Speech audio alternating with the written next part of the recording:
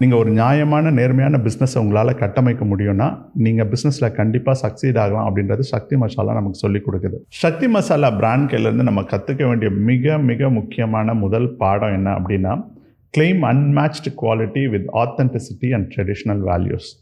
அதாவது ஒரு தரம், அதாவது ஒரு நிகரில்லாத தரம், அதாவது அவங்களுக்கு ஈக்குவலே கிடையாது அந்த மாதிரியான ஒரு குவாலிட்டியான ஒரு ப்ராடக்டை நீங்கள் ஒரு ட்ரெடிஷ்னல் வேல்யூஸோட நீங்கள் அப்ரோச் பண்ணுறது, அந்த மாதிரியான ஒரு குவாலிட்டியை நீங்கள் கொடுக்கும்பொழுது ஒரு ட்ரெடிஷ்னல் வேல்யூஸோடு கொடுக்குறது, ஆத்தென்டிசிட்டியோடு கொடுக்குறது. இந்த பிராண்டை பற்றி நீங்கள் சொல்கிறதுக்கு முன்னாடி நீங்கள் ஃபஸ்ட்டு இந்த மார்க்கெட்டை நீங்கள் புரிஞ்சுக்கணும்.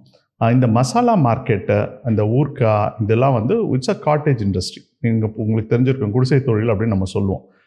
நிறைய பேர் பண்ணுவாங்க. அதனால வந்து காம்படிஷன் அதிகமாகவும் இருக்கும். அதே சமயத்தில் ப்ரைஸ் இந்த மார்க்கெட் வந்து லோவஸ்ட் இருக்கும். அதனோட மார்ஜின் வந்து ரொம்ப ரொம்ப சின்னதாக இருக்கும்.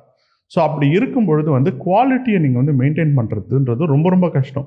ஸோ அதனால் என்ன பண்ணுவாங்கன்னா, அடல்ட்ரேட்டட் ஃபுட்ஸ் எல்லாம் ஆட் பண்ணுவாங்க. ஸோ நீங்கள் 1960s 70s 80sலலாம் இந்தியாவில் இருந்த மிகப்பெரிய ப்ராப்ளம் என்னென்னா, அடல்ட்ரேட்டட் ஃபுட்ஸ், அதாவது கலப்பட பொருள்கள் வந்து மிக மிக அதிகமாக இருக்கும்.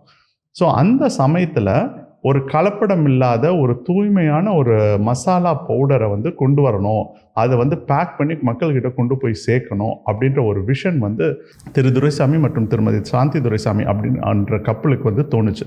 ஸோ அவங்க தான் அந்த பிஸ்னஸை வந்து ஸ்டார்ட் பண்ணாங்க.